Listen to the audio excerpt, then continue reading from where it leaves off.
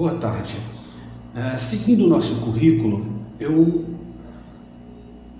Boa tarde. Seguindo o nosso currículo, nós vamos passar agora a estudar e a experimentar as linguagens no campo da arte. E vamos fazer esse estudo, né, no recorte temporal da arte contemporânea. Como vimos na primeira parte da história da arte, quer dizer, quando a gente chega no início do século XX, os seus movimentos de ruptura, as vanguardas históricas, né, faz com que a arte se aproxime muito do campo da vida, tenha um diálogo, né, uma interface muito ativa com a vida. Então, para começar, vamos estudar, vamos pensar sobre a linguagem do som.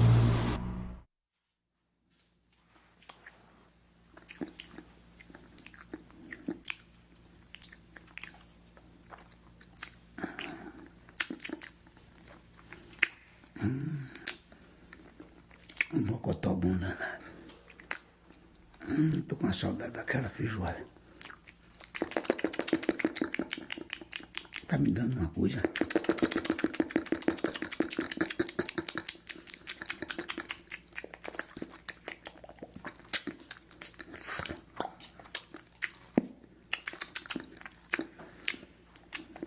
A barriga também.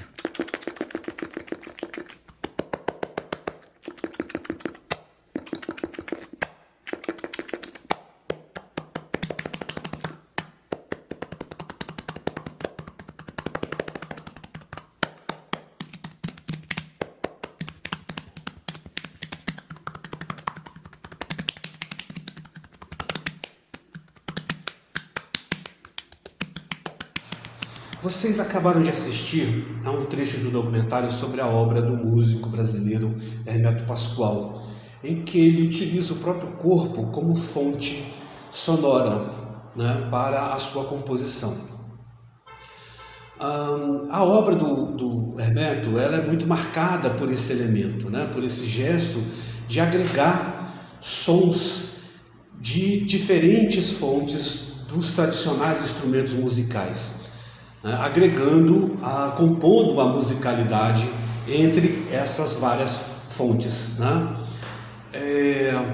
Vocês avaliam, né, consideram que essa experiência do Hermeto é música? Por que vocês acham isso? Bom, o som, né, ele é um elemento sensível que tem a sua própria linguagem, né? Tem seus próprios códigos, melhor dizendo. E o som ele é produzido a partir da vibração de algum objeto, a partir do choque de objetos, que promove um deslocamento no ar, né? São ondas que se propagam em um meio físico. O som não se propaga no vácuo, né? Por isso alguns filmes de ficção científica erram, por exemplo, em colocar o som de explosão de naves espaciais, por exemplo, né? E o som precisa de um meio físico, o ar, a água. Quanto mais denso, mais rápido o som se propaga. O som se propaga mais rapidamente na água do que no ar, né? E essa propagação do som, ela pode ter uma forma regular ou irregular. A regular é quando o próprio elemento tem um ritmo constante, por exemplo, o batimento cardíaco, ou é controlável, né, pela forma como ele é produzido. Por exemplo, os instrumentos musicais, né, a harmonia desses instrumentos. Ou de maneira irregular, que são os ruídos. A experiência do Hermeto, ela é um desdobramento, né, de uma série de experiências feitas principalmente ao longo do século XX por artistas com os códigos sonoros. E é isso que nós vamos ver, né, nessa unidade, nessa videoaula. Bom, da efervescência desse início de século XX, né, com todo um outro dinamismo de vida, a arte também participa ativamente desse processo de renovação da vida, do mundo. Na Itália, né, que é a herdeira de toda uma tradição, de todo um processo, a Itália sempre foi o centro, durante muitos séculos, ela foi o centro de produção e difusão da cultura, da arte, da política no mundo ocidental, né, carrega consigo essa grande tradição. Bom, é lá, nesse início do século XX, que surge o primeiro movimento radical de ruptura. Você já vinha no final do século XIX conhecendo alguns movimentos, algumas movimentações de renovação, mas é nesse momento do início do século, em 1913, que você tem o futurismo. O futurismo reúne uma série de artistas que estão muito conectados com esse momento, né? As máquinas, os ruídos dos motores, essa vida moderna, os aviões e principalmente, quer dizer, você tem aí em 1913 já o prenúncio de um primeiro momento muito sério no século XX, que foi a Primeira Guerra Mundial.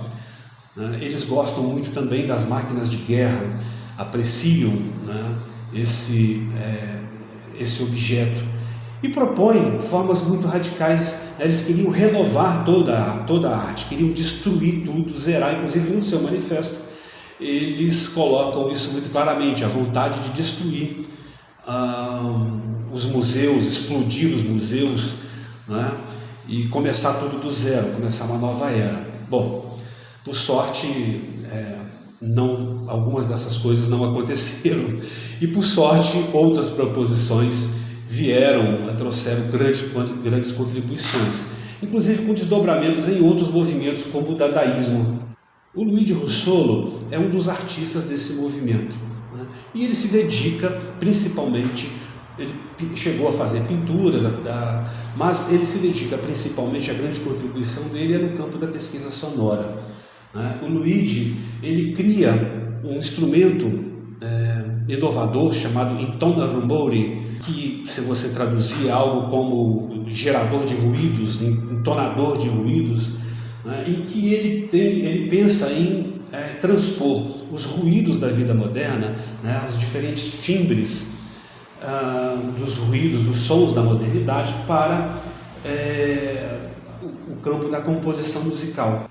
Os barulhos dos carros, o barulho das máquinas, dos motores, o barulho das multidões. E ele imaginou, né, que o homem desse momento ele já estaria capacitado para observar, né, e apreciar e entender sons mais complexos, né, para além da tradição da apreciação, né, da música convencional, da música da tradição, né, da harmonia, da música tonal. Então ele imaginava que seria possível ao homem moderno lidar, né, já que fazia parte do seu contexto, lidar com composições, de apreciar composições e de entender essa complexidade de novos elementos sonoros.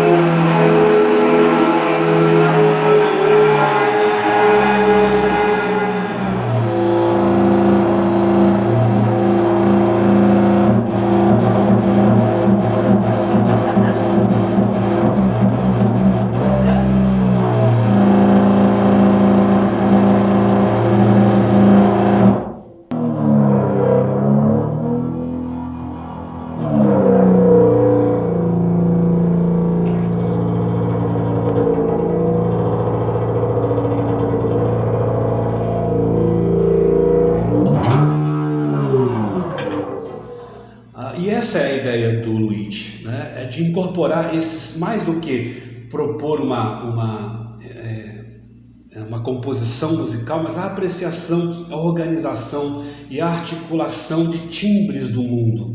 O timbre é uma espécie de identidade do som. É o que diferencia, sem você precisar ver, você sabe que o que caiu no chão foi um vidro, um copo de vidro ou um copo de metal, uma caneca de metal.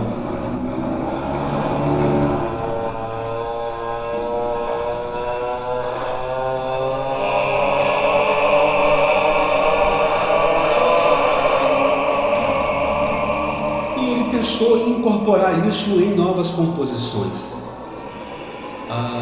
tanto compondo esses diferentes timbres que o Zinton Narumori produziu, né? E ele criou 27 tipos diferentes dessas caixas, ou mesmo a articulação desses sons, desses timbres com instrumentos musicais.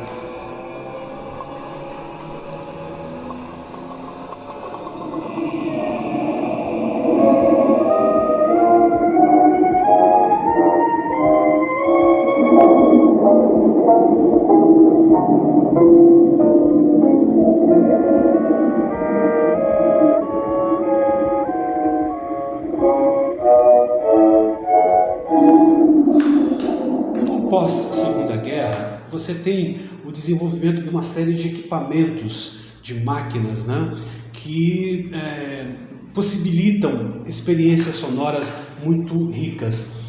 O próprio desenvolvimento do rádio como sistema de comunicação, né, demanda, inclusive, e possibilita a manipulação das sonoridades. E com isso, com o desenvolvimento do equipamento, a possibilidade de você articular esses elementos em paisagens sonoras, né? Em composições que podem aliar a música com os ruídos, com as falas. É uma espécie de criação de um mundo, né, que possibilite ao ouvinte perceber este universo, esse mundo, como se estivesse vivendo lá. A criação de microfones, de gravadores de som, de editores, né, desses sons. Se no primeiro momento é tudo muito manual, né, eram fitas que você tinha que recortar, picotar, colar, né, emendar partes dessas fitas, você também tem processadores de áudio, né, possibilitam você sintetizar sons. Na década de 70, muitos grupos de rock, por exemplo, utilizavam muito desses sintetizadores para criar sons de timbres eletrônicos, né, que os instrumentos não criam. Então você tem nesse momento uma experimentação sonora que fica conhecido como música concreta. É estranho, né, porque a música são ondas que não são visíveis e são abstratas, né? São etéreas, ela não tem exatamente uma materialidade. Dá-se o nome de concreto, de música concreta, pelo fato dessa sonoridade ser produzida e manipulada nesse ambiente de máquinas, né? E de aparelhos elétricos e eletrônicos.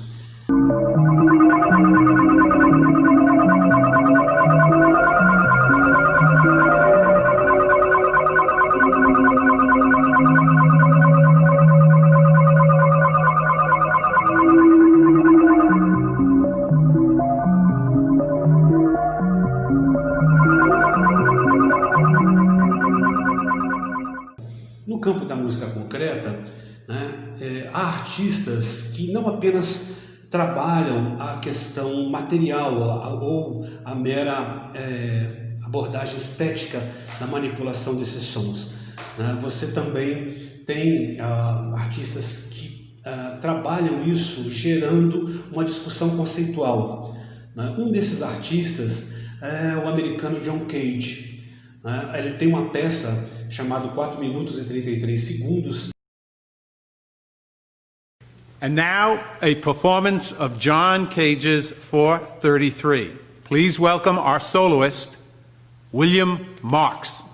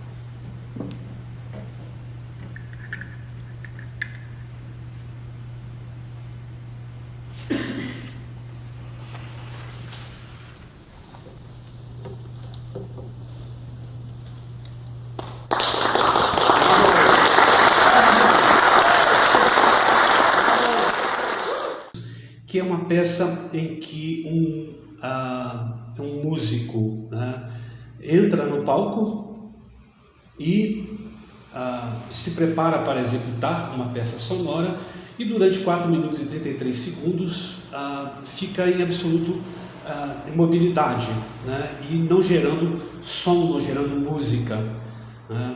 Ele faz uma discussão sobre a questão do silêncio, a importância do silêncio. O silêncio seria o espaço que lhe permitiria ouvir o mundo, ouvir os sons do mundo.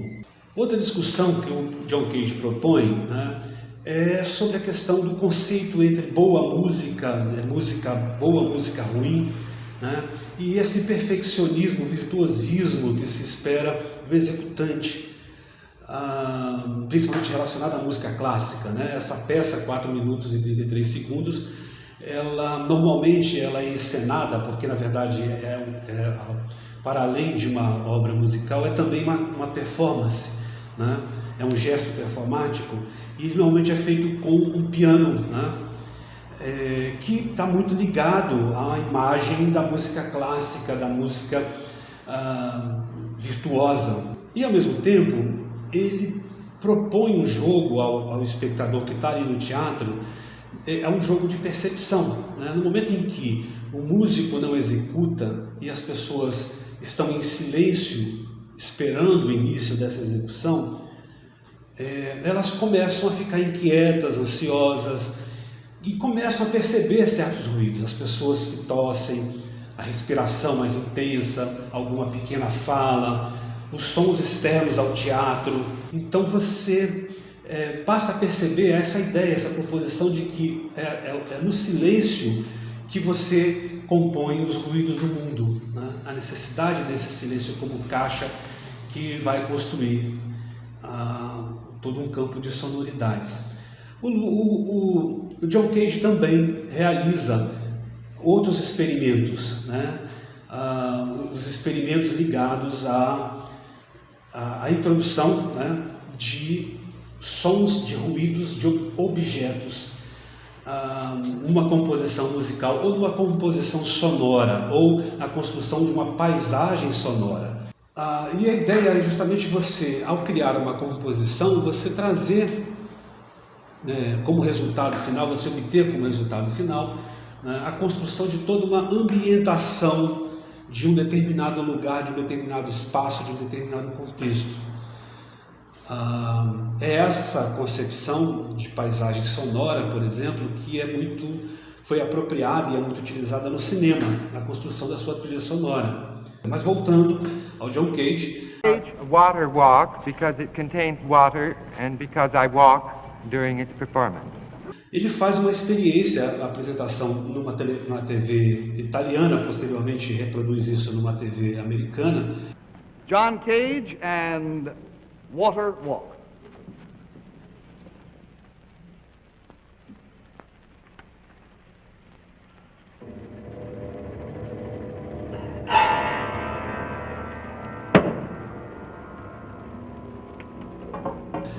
Vocês vão apreciar um trechinho dessa apresentação.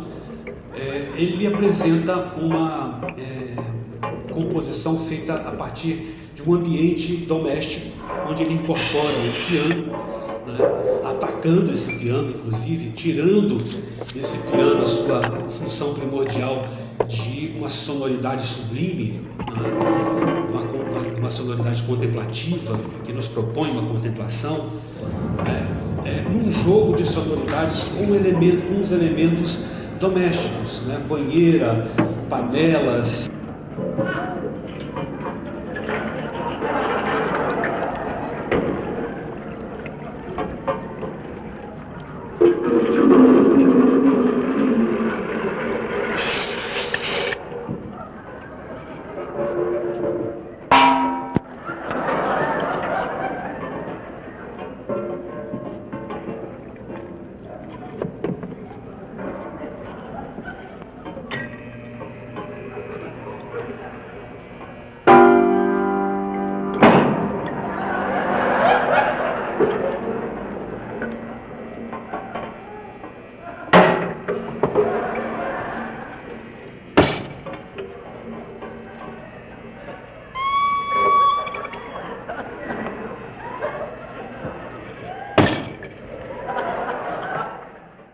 eu vou deixar uma proposta de atividade para vocês. A trilha sonora do cinema ela é composta, né, por uma trilha de ruídos, de falas e de música, que é, na verdade, né, uma prática relacionada a todas essas pesquisas da música concreta. Aí eu vou deixar para vocês um filminho aqui do filminho no sentido de tamanho, né? Um filme dos irmãos Lumière, que aquele primeiro momento a ideia, a grande magia era o fato de acrescentar a uma imagem a dimensão do tempo, portanto o movimento. Então isso era o encantamento das pessoas, era ter a relação com uma imagem em movimento. E é um dos filmes em que um pai alimenta um bebê, né? Eles estão do lado de fora da casa, né? No quintal da casa.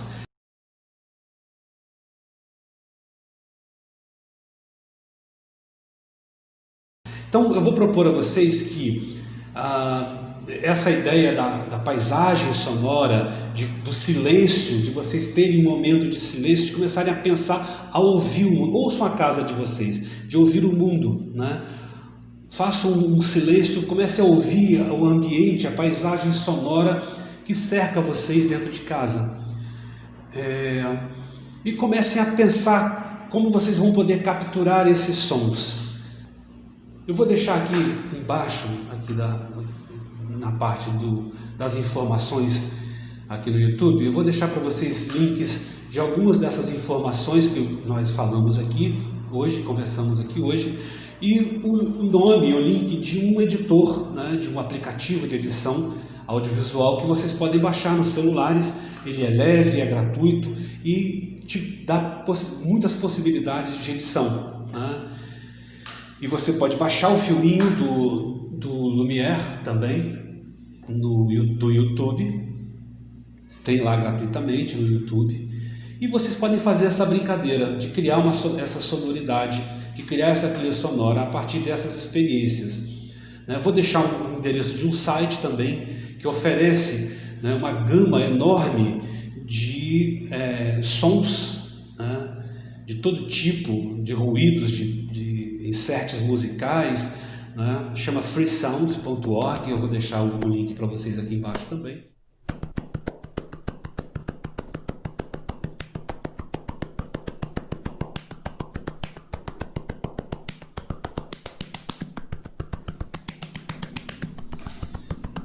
Encerrando a nossa videoaula, voltemos à composição Mistérios do Corpo do Hermeto Pascoal, né? Após passarmos por todas essas informações, o que vocês colocariam como opinião e como percepção de vocês acerca do trabalho?